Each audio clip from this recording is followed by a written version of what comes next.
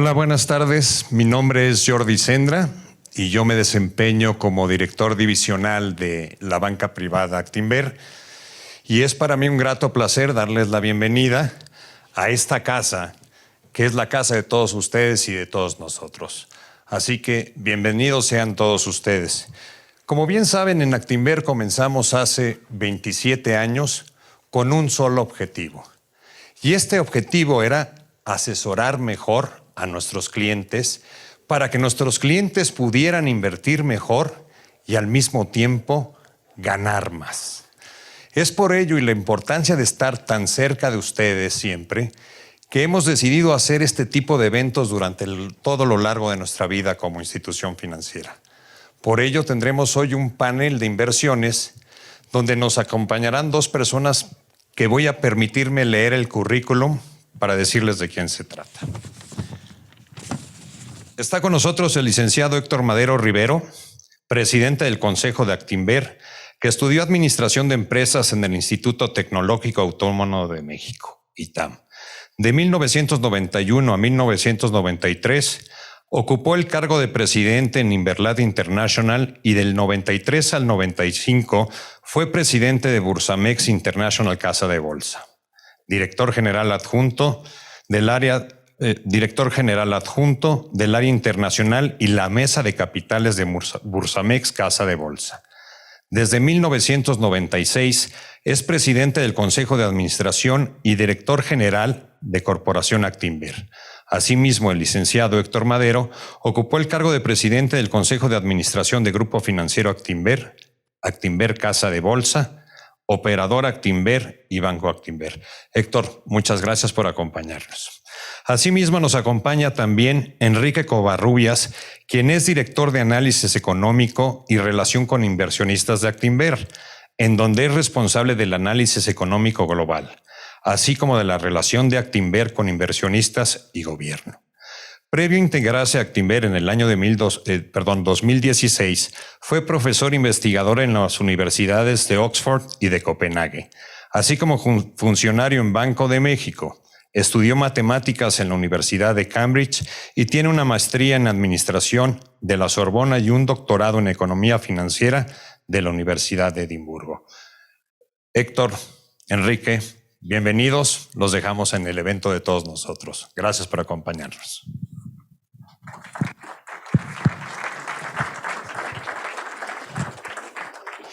Buenas tardes a todos. Primero que nada, gracias por acompañarnos. A Enrique le toca la computadora y a mí el agua. Entonces, eso habla todavía de privilegios. La verdad es que es un gusto recibirlos aquí el día de hoy. Les voy a ser honestos. Venía ahorita caminando desde Polanco y según yo iba a subir a la sala donde eran los eventos siempre de manera virtual.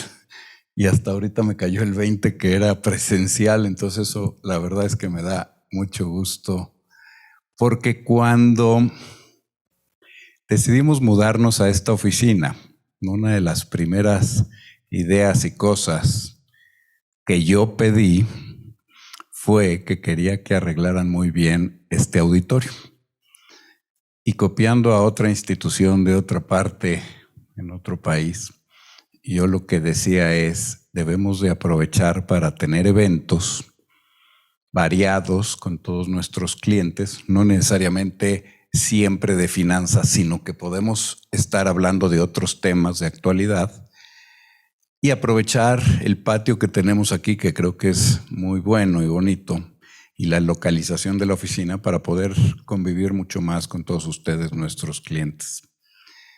Y este es el primer evento al que me invitan de esta manera. Entonces, la verdad es que me da gusto y les doy la bienvenida. Habíamos pensado, y hoy en la mañana platicaba con Enrique y les decía, ¿qué vamos a decir hoy, no? Porque hablar ahorita de inversiones sí está medio complicado.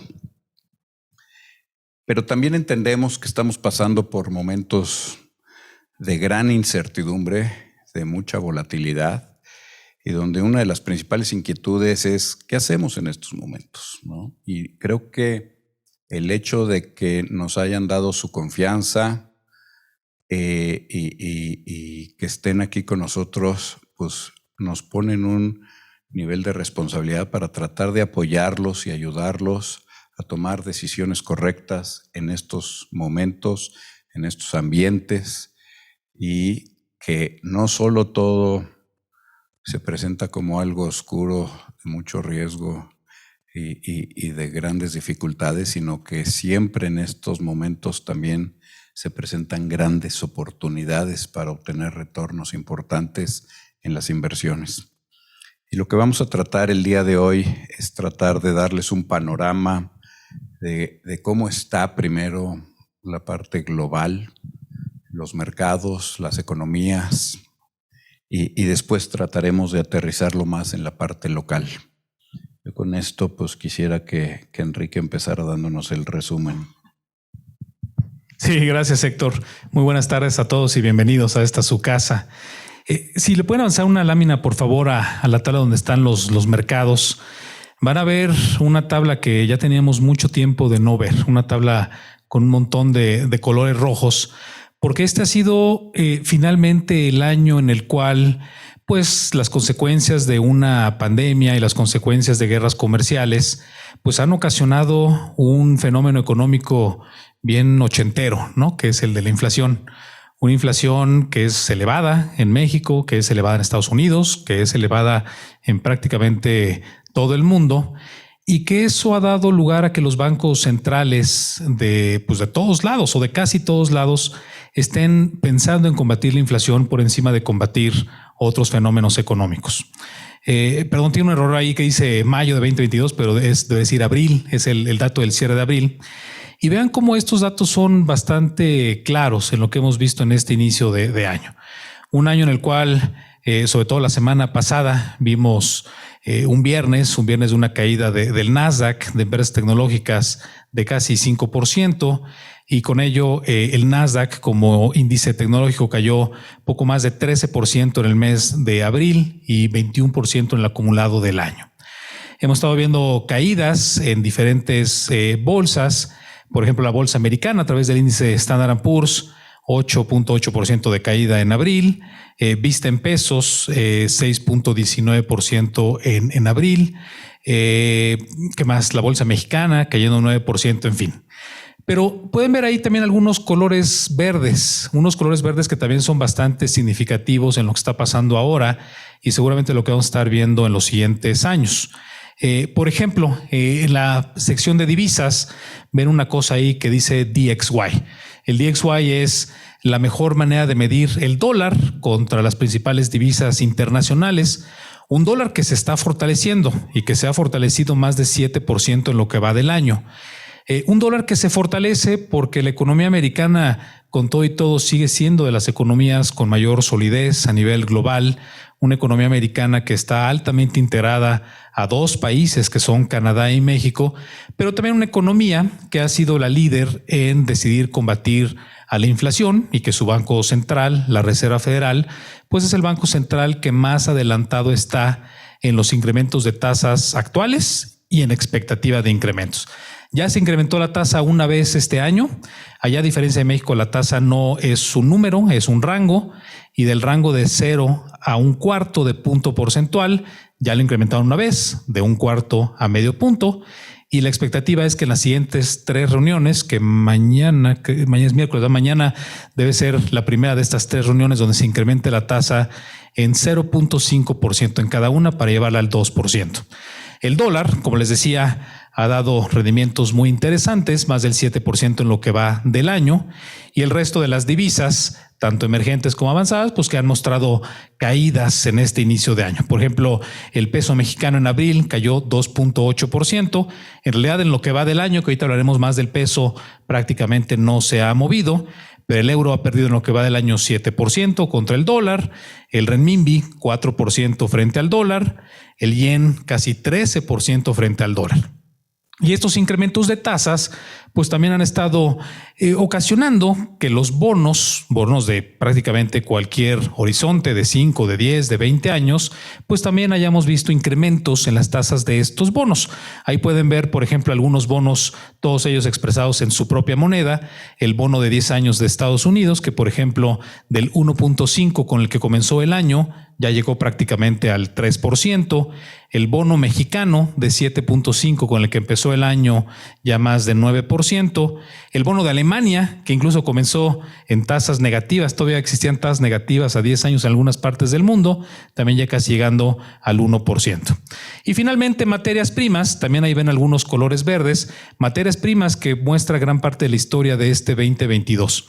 Un conflicto armado en Ucrania, que ha ocasionado precios muy importantes hacia arriba en energía, en metales, en alimentos. Ahí pueden ver ahí, por ejemplo, el petróleo, que en lo que va del año ha subido casi 40%. Si les enseñara estas gráficas en otras materias primas, en trigo, en maíz, en soya, todos ellos con incrementos importantes, ¿no? Hasta las criptomonedas, estos tipos de inversiones que han tenido pues un interés muy importante en los últimos años, hasta las criptomonedas que deberían en teoría ser la protección contra riesgos inflacionarios, hasta Bitcoin, ¿no? Por ejemplo, con casi 17% de caída en lo que va del año. Temas importantes que yo creo que vamos a discutir ahorita en los siguientes minutos, pero todos ellos alrededor de temas cruciales como inflación, como guerras comerciales, como guerras de verdad, conflictos armados, cadenas de valor rotas. No sé, Héctor, ¿cómo ves este arranque de año con estos números? Ya no podemos hablar de arranque de año cuando estamos en mayo, ¿verdad? Creo que ya vamos bastante adelantados. Pero claramente, cuando vemos esto, estamos en un ambiente extraordinariamente retador, ¿no? Veníamos de un shock, de una crisis por la pandemia, todos encerrados por un tiempo. Como les decía aquí, cuando nos cambiamos a este edificio, empezamos la mudanza en febrero del 2020. Para marzo, que todavía no empezábamos ni bien la mudanza y ya no podía venir nadie a la oficina. Y fueron 2 años que vinieron a transformar la manera como estábamos acostumbrados a relacionarnos, a convivir y a actuar. Creo que todavía a estas alturas no hemos terminado de entender el impacto y las consecuencias que van a tener este proceso de transformación que se vivió a través de la pandemia. Pero peor tantito, empezamos el año con otra vez un temor por el Omicron. Cuando pensábamos que ya íbamos de salida, otra vez fue un encerrón, una cantidad de contagios brutales. Después nos fuimos enterando que era mucho menos peligroso que cepas anteriores y la verdad es que la gente se empezó a relajar. Y viene la parte de la crisis en Europa, la guerra, y viene a deshacer todas las expectativas, todos los estudios y análisis que tenían los economistas y los analistas, ¿no? Si bien se hablaba de que habíamos aguantado y que estábamos saliendo de este proceso de crisis y que esto iba a llevar a normalizar las variables económicas, pues viene este factor externo que vuelve a cambiar la perspectiva y vuelve a poner el mundo de cabeza otra vez, ¿no? Y entonces ha sido una crisis tras otra. ¿Y esto qué nos ha llevado? A que hoy hay una incertidumbre brutal, ha habido una volatilidad bárbara. Lo que se pensaba en enero que iban a ser las expectativas económicas globales se han deshecho. Hoy los economistas están tratando de entender el impacto y la magnitud de los hechos recientes con las variaciones que están teniendo. Por otro lado, seguimos viendo que en algunas partes del mundo el tema de la pandemia continúa, específicamente en Asia, China. ¿Por qué? Porque si bien aquí nos contagiamos todos, entre vacunas y contagios, creo que fue un avance importante, igual que en Estados Unidos. Hace una semana salía hay noticias de que en Estados Unidos se hicieron estudios para finales de abril y encontraron que el 57% de la población en promedio traía anticuerpos al Omicron. Y que de ese 57%, si agarrabas la población de 25 años y menores, más del 75% de los jóvenes tenían anticuerpos, lo que quiere decir que a casi todo mundo le dio Omicron, ¿no?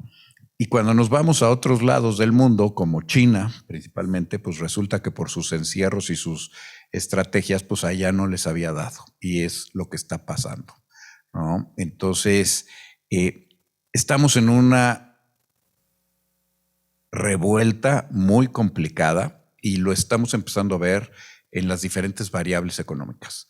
Sí, la política monetaria que se usó en los últimos 2 años por los principales bancos centrales de inyectar dinero a lo loco, un ejercicio que nunca se había hecho en la historia y que siempre se dijo, no sabemos cuáles van a ser las consecuencias finales de esto. Hoy lo empezamos a ver y es un efecto directo en la parte de la inflación, ¿no? Tanto así que, como bien decía ahorita Enrique, se empieza ya a cambiar la política monetaria desde hace un par de meses en Estados Unidos. Europa va lento, no se han atrevido a empezar el proceso de subir las tasas, aunque el mercado ya se empezó a adelantar ante lo que va a tener que ser. Todo el mundo sabe que se tiene que hacer, simplemente están viendo los tiempos para hacerlo. Pero venimos de 3, 4 años en Europa donde las tasas eran negativas y ya se nos hacía algo normal, ¿no? El que te paguen dinero por pedir prestado era una locura, era una aberración y había muchos casos como eso. Los bancos en Europa, si tú dejabas tu dinero en la chequera, te cobraban. Olvídense que te paguen, ¿no? Te cobraban dinero. Y hoy tiene que regresar eso. Pero si aparte de eso vemos lo que está pasando en la parte de la guerra, las incertidumbres, las cadenas de producción rotas, es un ambiente bien complicado. Y si a eso le sumamos que las sociedades en general están enojadas, y es en todo el mundo, si vemos Chile, tuvieron un cambio de gobierno por una sociedad que se enojó por una subida al precio del metro y del transporte público hace un par de años, y es una sociedad más igualitaria de la mexicana, por ejemplo, una sociedad que venía creciendo con un nivel de riqueza que venía incrementándose. Y si así nos vamos país por país, resulta que en todos los países estamos viendo el mismo efecto. Las sociedades están polarizadas, la gente está enojada, la manera como estábamos acostumbrados a convivir se rompió. Estamos empezando a tratar de entender qué viene y cómo van a ser las nuevas épocas. El regreso a las oficinas, por ejemplo, ha sido todo un tema a nivel global. Hay gente que habla de que nunca va a regresar la oficina a ser lo que era antes. Hay gente que dice que sí. Ayer Goldman Sachs, el director de Goldman Sachs, decía que ellos hicieron mandatorio que regresara toda la gente a la oficina desde hace 2 meses y que van al 50% de la gente. Quiere decir que no es tan mandatorio, ¿no? Pero lo que es un hecho es que estamos en un proceso de ajuste, de cambio, de transformación, donde todavía no entendemos en dónde vamos a acabar, y ante eso, en un ambiente extraordinariamente complejo para inversiones, que es a final de cuentas el tema que hoy más nos trae aquí, ¿no? ¿Qué hacer con nuestro dinero? ¿Cómo proteger nuestro dinero ante la inflación? Primero que nada, imagínense ustedes, aquí estamos en la gloria, porque Banco de México, la verdad es que actuó de manera muy rápida y ajustó sus tasas, y hoy traemos tasas ya al 6.5%, la próxima semana posiblemente van a estar al 7%, pero el mercado ya descontó eso. Hoy hubo subasta de CETES y ya los CETES, por ejemplo, de 1 año están al 9%, que es una locura. Los de 3 meses andaban a bajito del 8%. Ya se subieron, la curva se ajustó, como dirían la parte técnica, ¿no? Ya se adelantó a lo que va a ser el movimiento. Y eso nos pone en una tasa real, que es algo muy bueno. Pero imagínense ustedes estar todavía en Europa, ¿no? Y tener tus euros donde la tasa sigue siendo 0. Y por el otro lado te están diciendo que la inflación es entre el 6 y el 7%. Es un golpe brutal al poder adquisitivo. Y en Estados Unidos igual, ¿no? Si bien en Estados Unidos desde el año pasado ha habido un movimiento muy importante por ajustar sueldos, pero están ajustando los sueldos de abajo, los salarios mínimos. Todos hemos oído esta tendencia de que la gente no estaba queriendo regresar a trabajar, claro, donde ganaban por hora y en salarios mínimos. Y que los restaurantes y que los Walmarts han subido el salario mínimo. Antes de la pandemia estaba en $7-8 la hora y ahorita ya todos están ofreciendo 15. Es más, si mal no me acuerdo, Amazon ofreció hace un par de meses que ya lo iba a subir a entre 18 y 20. Es una subida brutal de lo que es el ingreso a la gente. Y aún así no han podido recuperar el nivel de empleo que se tenía. ¿Por qué? Porque la gente no está queriendo regresar a esos trabajos. Hay que entender también por qué. Hubo una cantidad de dinero que les dio el gobierno, los ayudó, los apoyó. Ahorita que ya no hay eso, que los precios de la canasta de consumo empieza a subir, pues la gente va a tener que regresar a buscar sus chambas, no les va a quedar de otra, ¿no? Pero son procesos normales y de ajuste. Y por eso regreso. México hoy estamos en una situación de privilegio al tener las tasas que tenemos. Es bien complicado invertir en deuda y sobre todo en fondos cuando las tasas van para arriba. ¿Por qué? Porque los fondos siempre van atrás, ¿no? Y si hoy estoy invertido al 5% y mañana me ponen la tasa al 6%, pues quiere decir que de un día a otro todos los precios de esos bonos se ajustan al 6%. Entonces de un día a otro me representa una ligera pérdida, pero a partir de mañana ya estoy ganando el 6%. Y así es como va funcionando. Entonces, cuando las tasas suben, los fondos siempre van un poquito atrás. Cuando las tasas bajan es al revés. Ganas un montonal por el ajuste, ¿no? Y ya lo vivimos en los pasados años. Y ahorita estamos en eso. Pero gracias a Dios, aquí Banco de México supo actuar de manera muy rápida y subió las tasas muy rápido. Y eso lo que nos ha hecho es que ya hoy tenemos tasas reales en este país. Y nos pone en una situación de ventaja y de privilegio, y por eso estamos viendo también el tipo de cambio donde está. Hemos empezado a ver que hay flujos del extranjero que empiezan a venir a buscar esas tasas, porque no las hay en ningún otro lado del mundo, con finanzas relativamente sanas, digamos, ¿no? Creo que eso va a tender a deteriorarse un poco y a cambiar en los siguientes años, pero al menos hoy, si vemos las variables macro de la economía, lo que te dice todo es las finanzas están sanas, el gobierno no se está apalancando de más y es muy controlable lo que hoy se tiene. Con lo cual, México se vuelve muy interesante para aquellos inversionistas que quieran proteger su dinero ante este proceso de inflación, específicamente tasas de interés y tasas de interés de corto y mediano plazo. Ahí es donde yo creo que hoy hay un valor importante.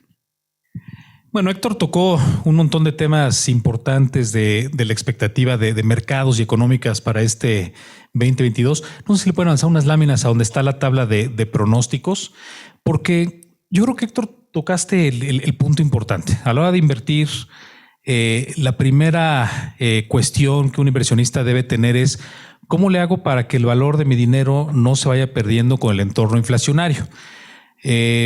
Llevamos un montón de años acostumbrados a que con una inflación bastante estable, la tasa de referencia de Banco de México ha sido suficiente como para no tener que hacer mucho más allá que invertir en renta fija y poder tener un poder adquisitivo que no se va perdiendo. Este año, el primer correo que reciben ustedes como nuestros clientes por parte de Análisis, seguramente veían una expectativa de inflación de 4,5% para este año en México y no muy lejos para Estados Unidos.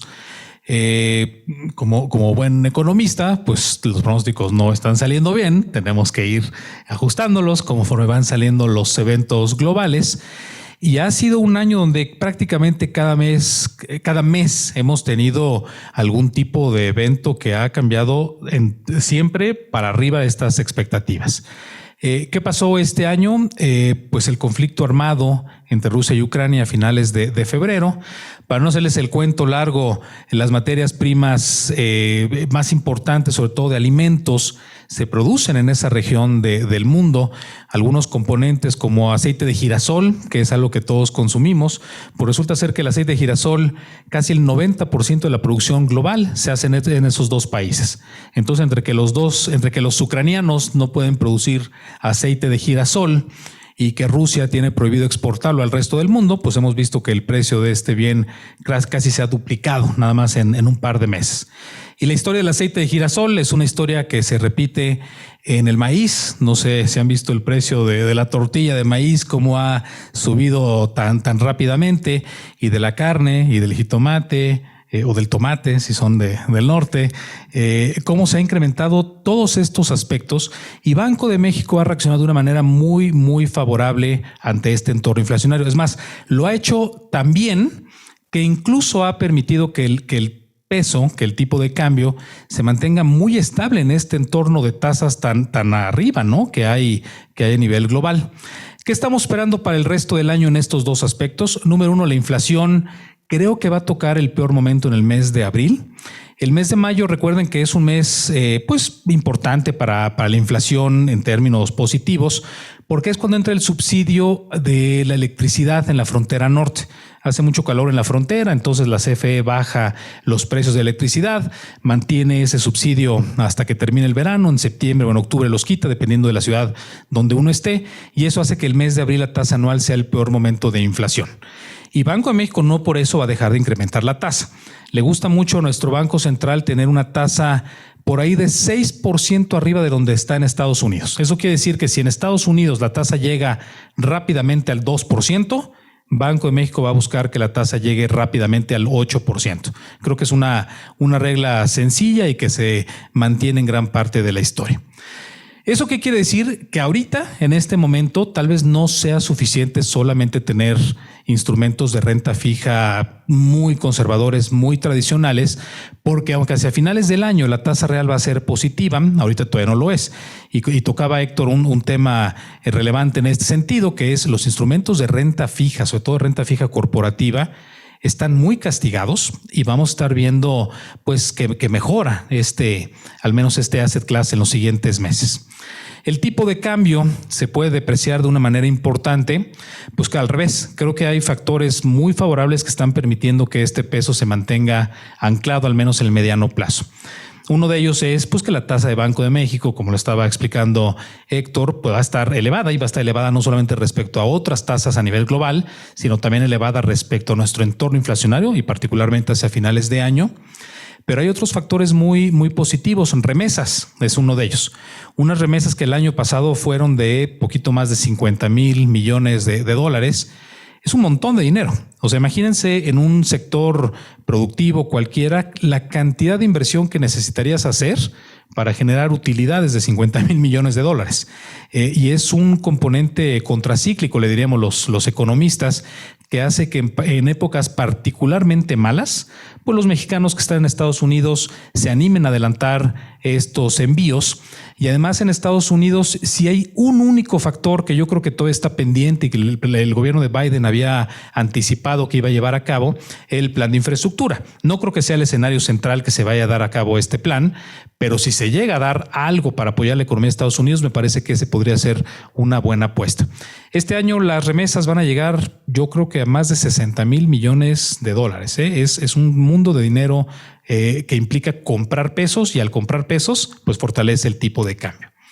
Y por último, como factor favorable para el peso, recuerden que las guerras comerciales en contra de tal vez cualquier pronóstico en 2015, 2016, 2017, sugería que México y Estados Unidos, nuestra relación comercial iba a empeorar rápidamente, y vimos casi lo opuesto.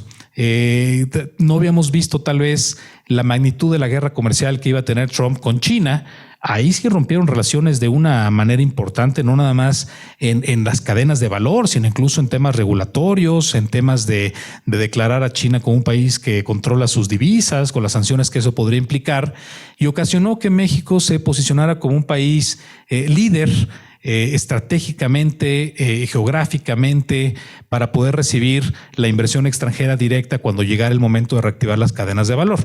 Ya sé que hablar de una reactivación económica en este momento de incertidumbre de crecimiento tal vez no sea el mejor momento, pero con una visión de 2, 3, 4 años, sí me parece muy evidente que la economía de Estados Unidos le va a estar apostando al onshoring, a regresar las inversiones del resto del mundo a Estados Unidos, pero también al nearshoring. Tal vez no haga sentido poner las fábricas en Estados Unidos, pero sí haga sentido ponerlas en México, y también eso va a dar mayores argumentos favorables para el peso mexicano, ¿no? Entonces, al menos esa parte de inversión me parece que en el corto plazo está bastante bien anclada.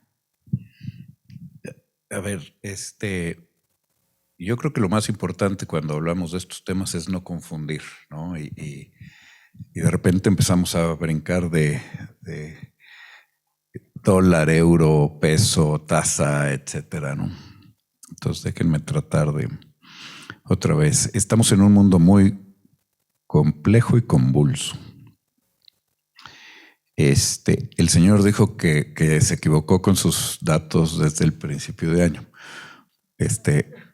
Yo voy a presumir que yo no me equivoqué, porque yo vengo diciendo desde finales del año pasado que las bolsas se iban a caer, y que las tasas iban a subir más de lo que los señores decían, cosa que no me he equivocado.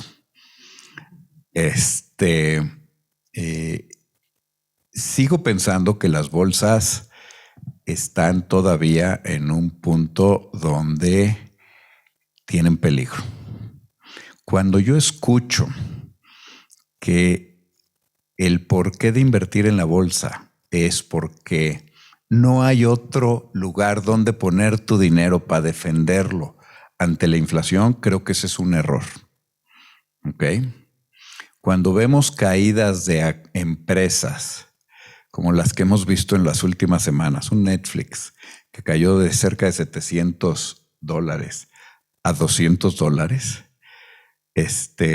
y a $200 todavía no puedo decir si está cara o barata, porque sigue valiendo más de $80,000 millones la compañía, ¿no?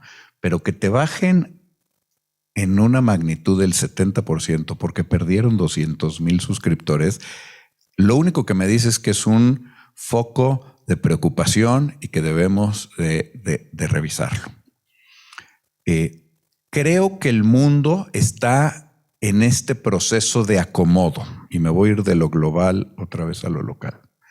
Veníamos de la pandemia, inyección de liquidez a lo loco, cambios de tendencias, de paradigmas y de costumbres, con mucha gente aprovechando este exceso de liquidez para diferente tipo de funciones, ¿no?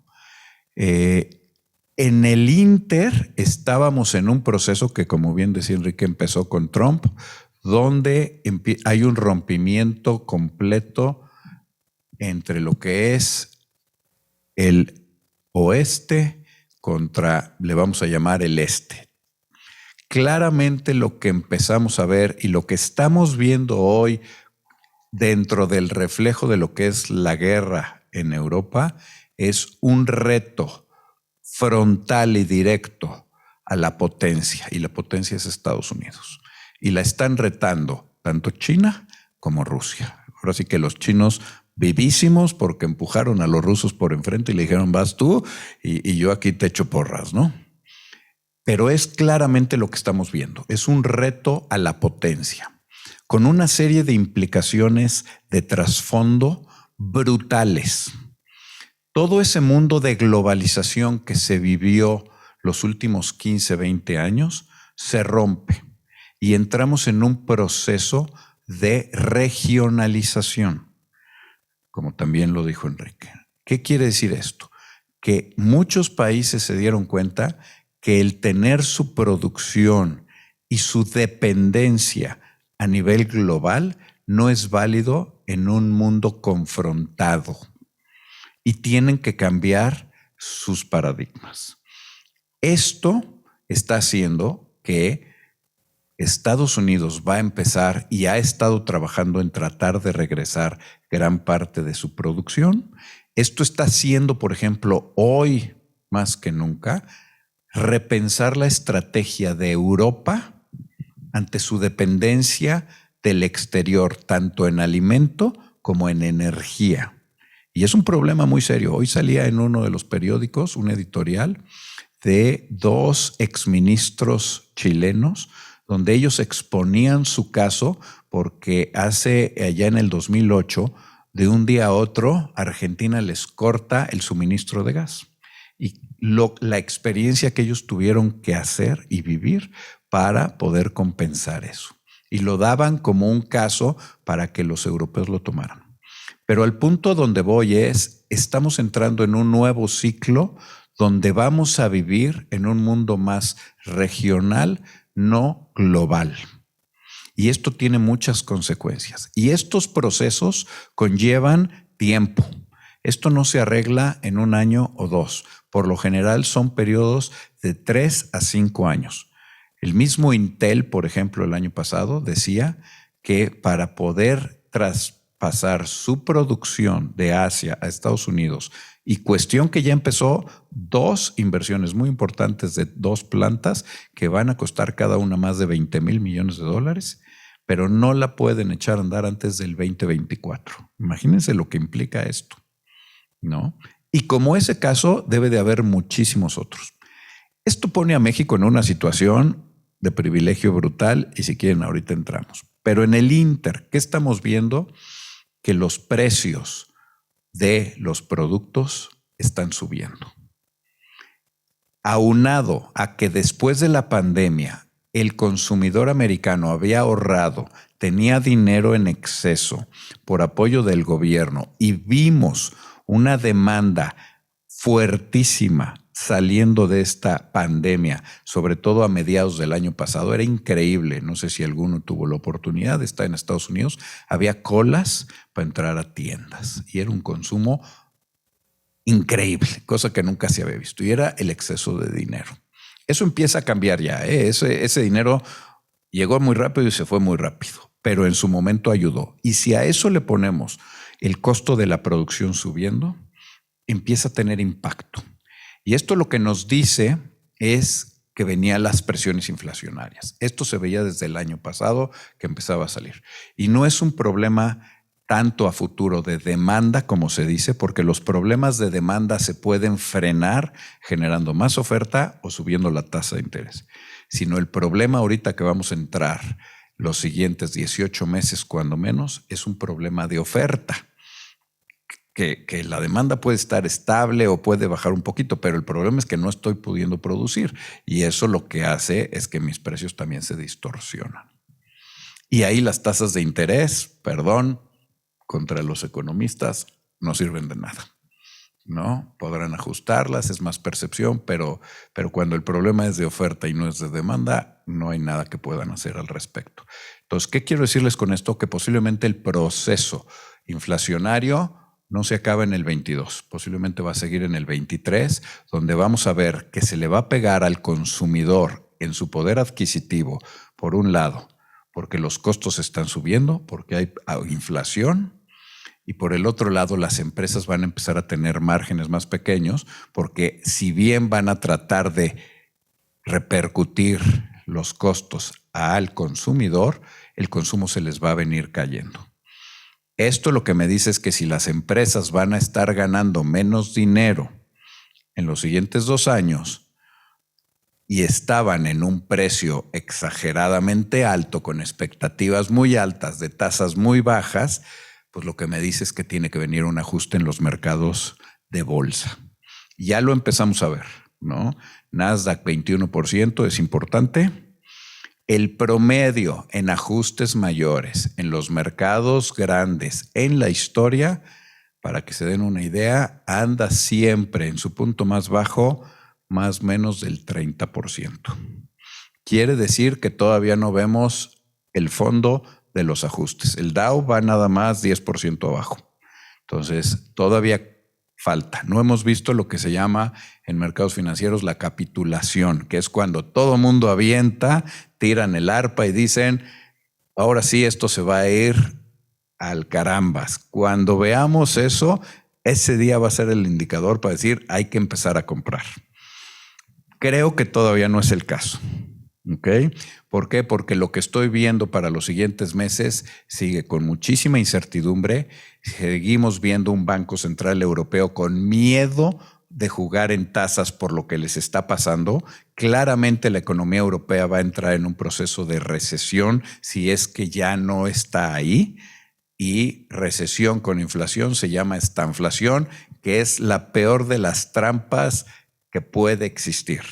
Creo que México está ya en un periodo de estanflación y Estados Unidos debería de estar llegando a un periodo de estanflación, posiblemente en algún momento del tercer trimestre de este año, aunque los economistas siguen diciendo que no va a ser el caso y que va a ser hasta el año que entra. Yo creo que todavía falta meses de volatilidad, de incertidumbre y que a la gente los mercados no han reflejado lo que se está viendo. Claro, un gran incógnita que trae un impacto importantísimo en los mercados hoy es la guerra. ¿Por qué? Porque la guerra está afectando la parte de energía y la parte de alimentos. Rusia es el mayor productor del mundo en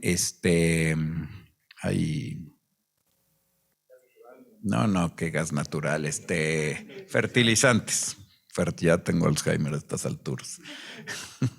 En fertilizantes, lo que afecta a la producción mundial. Aparte, entre Rusia y Ucrania, son más del 40% de la producción de granos del mundo, que le va a pegar directamente a los africanos, etcétera, etcétera, etcétera. Entonces, cuando uno ve eso, y la verdad es que tratar de especular cuándo va a acabar eso, que nadie les diga nada, nadie sabe. Porque yo no entiendo en lo personal qué va a hacer para que un día Rusia diga, ya logré lo que quería. Si todavía no sabemos qué quieren, pues menos vamos a saber cuándo lo van a lograr. Y yo creo que ni ellos saben qué quieren porque ya se les complicó. Entonces creo que va a ser un proceso que va a durar un poco más tiempo del que la gente está pensando y que sus impactos económicos van a ser de mayor profundidad de lo que hoy los economistas lo están viendo. Si no hubiera hoy guerra en Europa, yo les podría decir que lo más seguro es que veríamos un ligero rally de los mercados en los siguientes meses para volver a tener una recaída antes de fin de año, que sería un ciclo normal con una economía entrando en un periodo de desaceleración, pero más de estabilización. Pero la incógnita de lo que es alimentos y energía es un punto que hay que tener muchísimo cuidado, porque si a eso le sumamos lo que decía yo hace rato, polarización, sociedades enojadas y encontradas, es una bomba de tiempo. Que no se nos olvide que la primavera árabe, si se acuerdan ustedes allá hace más de 10 años, que es todos estos movimientos sociales que vienen a derrocar grandes dictadores, empiezan con movimientos sociales por incremento en precios de energía e incremento en precios de alimentos. Esta combinación de alimentos y energía genera movimientos sociales. Yo estoy seguro que en los siguientes meses vamos a empezar a ver movimientos sociales en alguna parte del mundo. Ojalá esté muy lejos de aquí, pero vamos a verlo, ¿ok? Y eso va a generar más incertidumbre, con lo cual, regreso al tema inversiones. Creo que todavía es momento de ser cautelosos. Sí, tenemos que protegernos ante lo que es un proceso inflacionario, pero es más importante no perder dinero que seguir la ola de todo mundo con el afán de disque proteger y terminar perdiendo, porque aquel que creyó que invirtiendo en empresas como Amazon era proteger su dinero, hoy lleva perdidos el 40% del dinero más la inflación. tenemos una gran ventaja. Hoy ya hay tasas positivas en Estados Unidos, abajo de la inflación.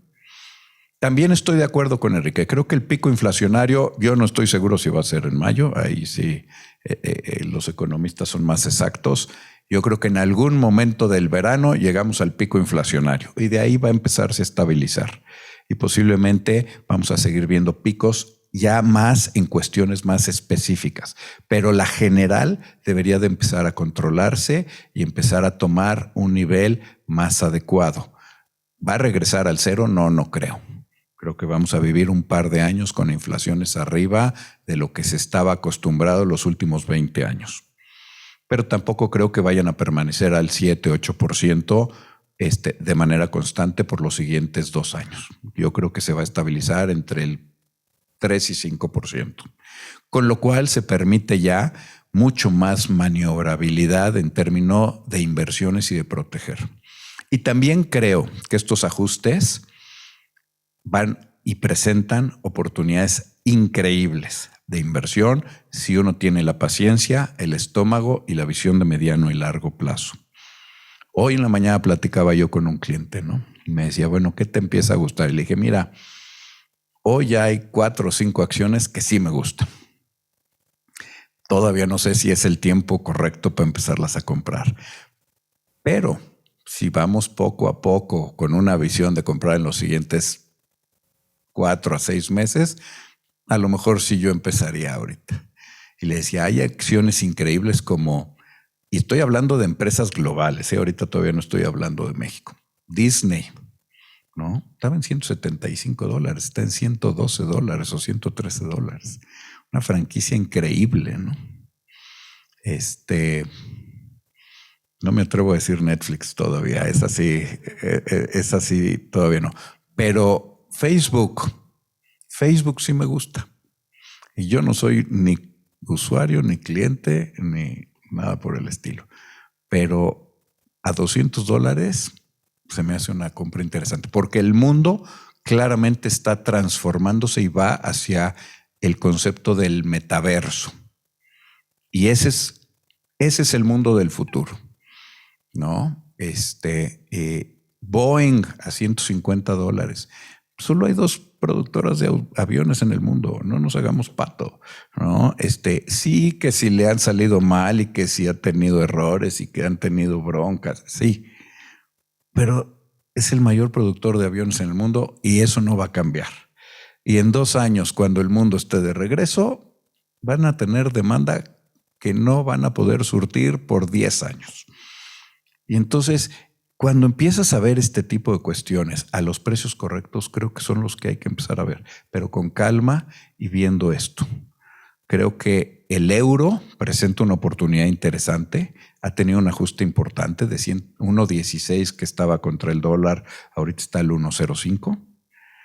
Si mañana por alguna razón extraordinaria termina la guerra, creo que vamos a ver un rebote rápido para esos niveles, ¿no? Entonces creo que empezamos a ver que ante estas volatilidades e incertidumbres empieza a haber oportunidades. Pero creo que antes de ponerse mejor todavía falta ver cosas peores, más volatilidad, ajustes generales más importantes. Nunca son estos ajustes en línea recta, ¿eh? Siempre los ajustes son bruscos y dramáticos y después se regresan un poquito y después viene otro golpe importante. Nunca son poquito a poco como son las subidas. Los ajustes tienden a ser muy rápidos y muy abruptos. Y ahorita no estamos viendo eso todavía. Entonces quiere decir que hay calma, hay paciencia, vienen tiempos, creo que va a haber momentos. Y como decía hace rato, México. Siempre digo, ¿no? Tenemos que ser políticamente correctos con lo que decimos. Creo que la economía global va a tener un efecto en México. Creo que estamos en una situación de privilegio por nuestra localización con los americanos. Creo que por más que no queramos, vamos a ser absorbidos e integrados en este concepto de regionalización. y creo que eso presenta una oportunidad única e increíble. Veo que los mercados van a seguir apáticos posiblemente los siguientes 12 a 18 meses, porque este ciclo todavía no termina. Creo que al gobierno va a tener problemas porque sus variables económicas se les puede deteriorar un poco, con lo cual podríamos empezar a ver, no este año, pero sí creo que después presiones más sobre el tipo de cambio.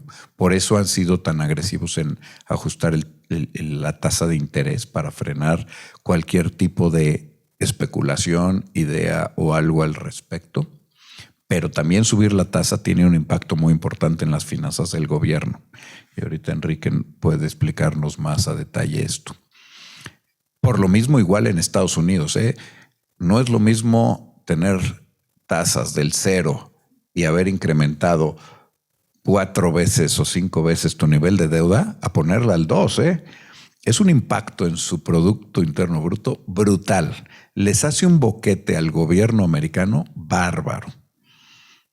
Bárbaro. Entonces van a tener que trabajar rápidamente porque si ya de por sí traían déficits importantes, estos les van a crecer. Y en el caso de México, creo que si lo vemos esto a 5 años, creo que va a llegar el momento donde les puedo decir, así como hoy veo un desánimo absoluto, un bloqueo completo a tener cualquier tipo de idea de inversión en este país, creo que se va a acercar el momento donde vamos a tener que cambiar ese punto de vista, porque México se va a presentar en los siguientes 2 años como una de las mejores oportunidades de inversión a nivel global. Y creo que nuestra chamba es estar listos para poder aprovechar ese ciclo que se va a dar en su momento.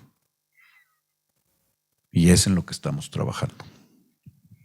Oye, Héctor, ya son casi las 6 de la tarde y hay 1,000 personas conectadas allá afuera con un montón de preguntas. No sé si te parece que tomemos un par de preguntas que estoy viendo aquí en línea y a lo mejor dar también espacio para un par de preguntas aquí en la audiencia. Los que están aquí, de todos modos, vamos a tener tiempo al final para contestar algunas, pero a ver si puedo resumir como que algunas de las preguntas que están aquí. Una de ellas que me llamó la atención es el tema de bancos o en general grupos financieros como Actinver. ¿Qué está haciendo un grupo financiero en este entorno?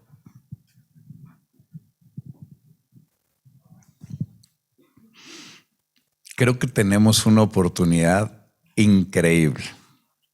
Primero, cuando yo veo nuestro negocio, primero tengo que agradecer la confianza y el voto que nos han dado todos ustedes, porque entendemos y reconocemos que este es un negocio de gentes y de confianza.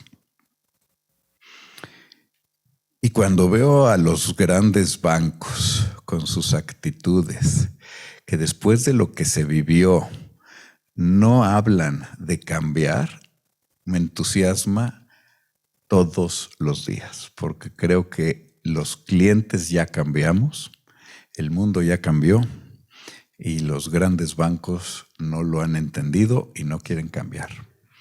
Déjenme, les doy datos. Hay más de 10 millones de cuentas en este país en bancos de personas físicas que tienen más de 100,000 pesos en su chequera ganando 0. Es una tragedia. Y es una oportunidad. Y ahí es donde nos estamos enfocando. Creo que el tener 1,800 sucursales ya no es lo de hoy. Yo creo que tenemos que trabajar en tener una cercanía. Creo que tenemos que simplificar nuestra manera de hablar y de recomendar y de ayudar a nuestros clientes, porque el grave problema muchas veces de los financieros es que empiezan a hablar sin escuchar y en terminologías que nadie entiende.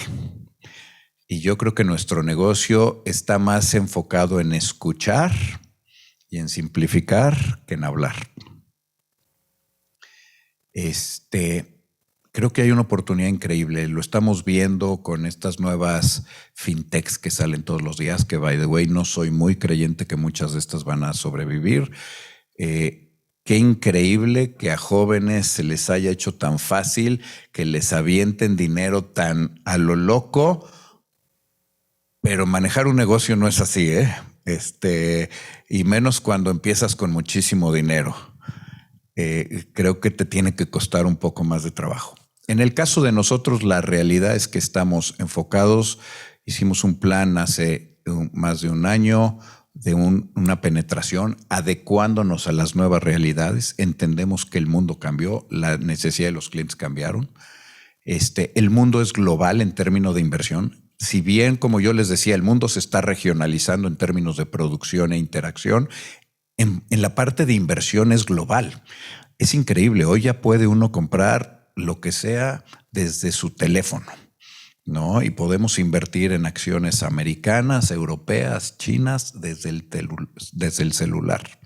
La pregunta es, ¿y cuál compro, no? Y ahí creo que es donde está gran parte de la responsabilidad.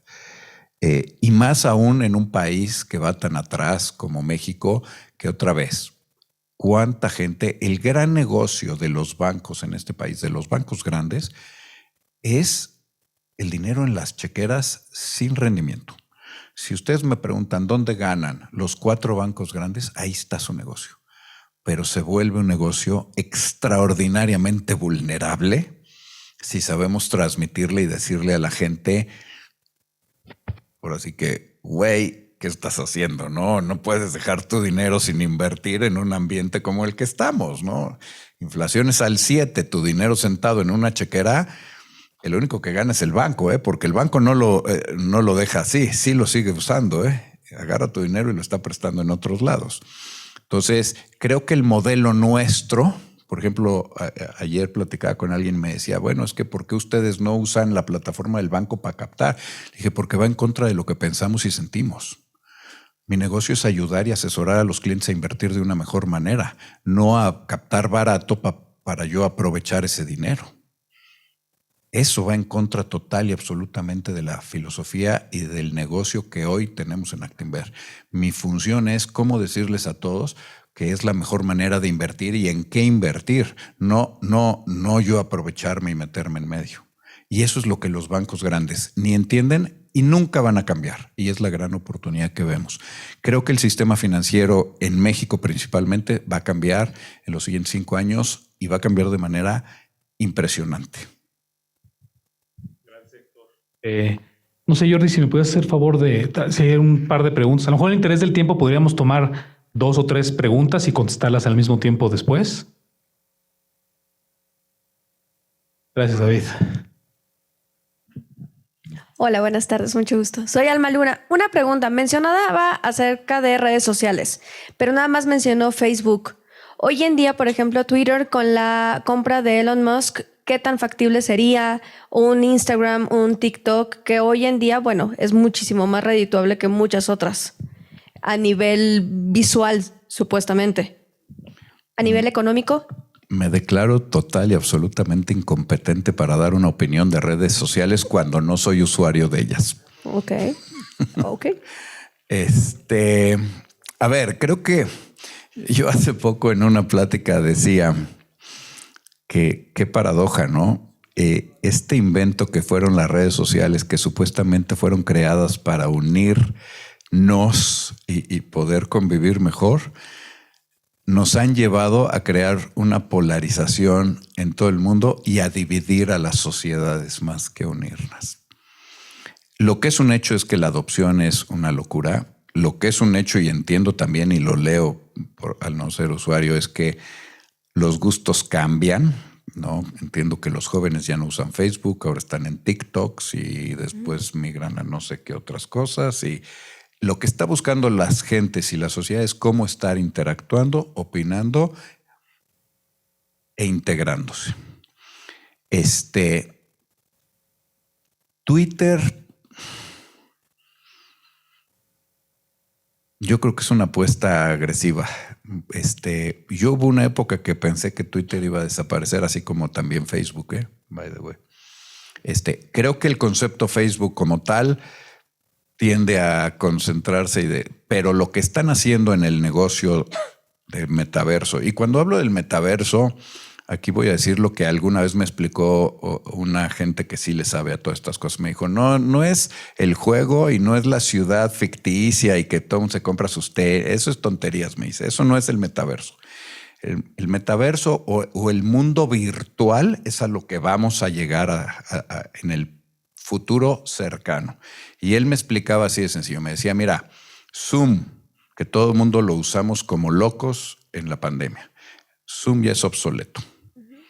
Y le decía, ¿pero cómo? Me decía, sí. Me dice, ya hay hoy sistemas tales que tú te vas a poder poner tus lentecitos y vas a poder comer, desayunar con un amigo en una mesa virtual que van a poner y van a estar como si estuvieras sentado junto en tu casa. Me dice, y vas a poder platicar y le vas a poder pasar un papel y él va a poder firmar y te lo va a poder regresar. Y dice, a eso vamos. Y es más cercano de lo que tú crees. Me dice, vas a poder ir a ver al abogado. Bueno, van a poder venir a ver a su asesor de manera virtual. Eso es una ventaja importante, ¿no? Eso me decía, él me hacía el caso y me decía, a ver, ¿qué opinas de las sucursales? Y yo le decía con mi gran ignorancia, le decía, pues yo creo que las sucursales tienden a desaparecer. Y me dice, no estoy de acuerdo, me dice. Lo que pasa es que, me dice, tú hay gente ya de generaciones que somos más mayores, digamos, que la adopción de estar usando el celular para hacer todo como que nos cuesta más trabajo. Pero estás acostumbrado a ir a la sucursal y que te atiendan y que te den el... Bueno, dice, si tú creas una sucursal virtual, y es lo que empezó a hacer JP Morgan desde el final del año pasado, es un experimento. Te dice, te pones tus lentes y vas a entrar a la sucursal como la que conoces y vas a poder hacer el movimiento que hacías antes. Me dice, así va a funcionar. Ese es el mundo virtual al que nos vamos a ir adentrando.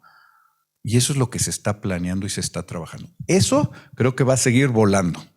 Las redes sociales como tal creo que van a surtir grandes cambios. Por ejemplo, lo que estamos viendo ahorita, ¿no? Que te las puedan bloquear en un país para que no se diga lo que se tiene que decir. Creo que eso ya te lleva a cuestionar la validez o no de una red social. Si en el momento que ya me la restringen ya no vale, en el momento que los algoritmos me ponen solo con la gente que opina igual que yo y ya no puedo oír al que opina diferente, empiezan a desvirtuarse y a perder parte de para lo cual fueron creadas. Pero estamos en un proceso otra vez. Son tecnologías nuevas, siempre en estos procesos de tecnologías nuevas la adopción toma tiempo y eso es lo que lleva a que se ajusten y hagan los cambios que se tienen que hacer.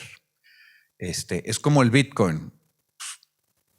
Oye, ¿va a subsistir el Bitcoin o no va a subsistir? No sé. Creo que el Bitcoin sí. El resto, lo más seguro es que va a desaparecer. ¿La criptomoneda?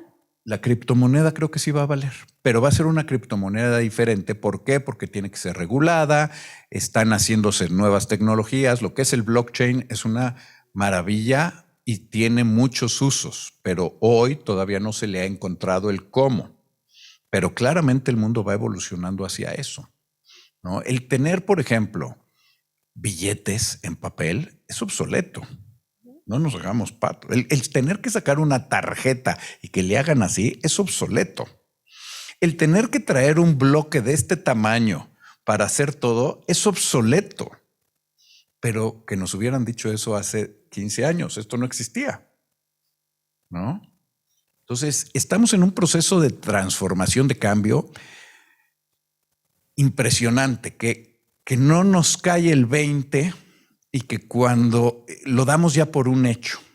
Y creo que muchas veces lo que necesitamos es sentarnos, detenernos y decir, wow, ¿a qué velocidad vamos? ¿No? Oye, lo que acabamos de vivir, 2 años encerrados, se van a escribir en los libros de historia a futuro, pero a nosotros no nos ha caído el 20 porque ya estamos otra vez al ritmo de querer salir y movernos, etcétera. Y no hemos visto las implicaciones que tienen en el sistema de salud, las implicaciones que tienen en el sistema de educación. En educación, los niños dejaron de ir un año al colegio y buscaron otros mecanismos. La gente dejó de ir a trabajar a la oficina y buscó otros mecanismos. Y hoy hay gente que te dice trabajo mejor en mi casa que en la oficina.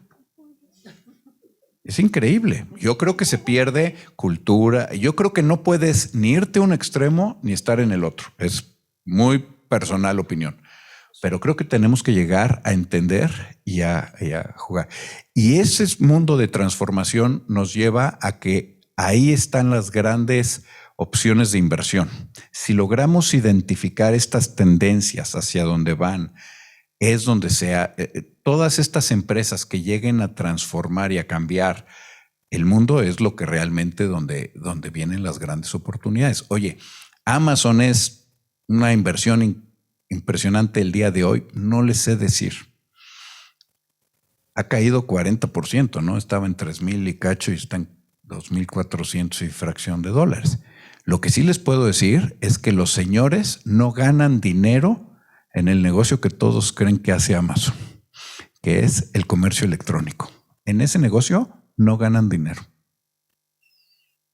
Y ese es por lo que se les conoce, ¿no? Entonces, en el cloud, en todos los servicios que dan. En el negocio electrónico, Amazon tiene un margen menor al 1%. Y aparte se fueron y compraron Whole Foods y todas estas cosas que ahí pierden un dineral. Entonces, en lo que es comercio, no es su área rentable. Increíble, ¿no? Lo que está pasando y lo que estamos viendo. Pero vienen épocas interesantísimas en estos reajustes que creo que nos van a presentar una oportunidad increíble.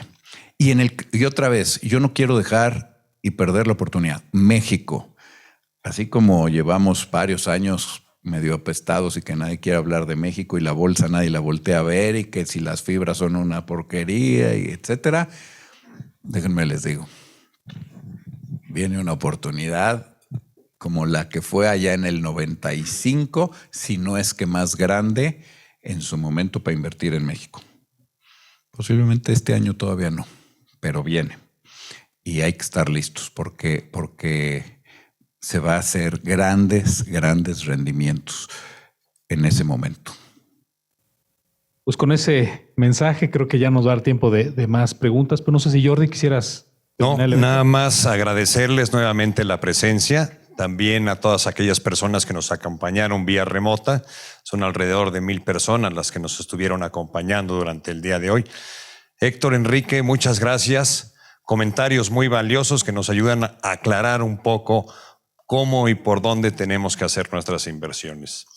Los invito ahora a que pasemos por favor al lobby, que nos acompañen en un pequeño brindis, donde podremos seguir contestando algunas de sus preguntas.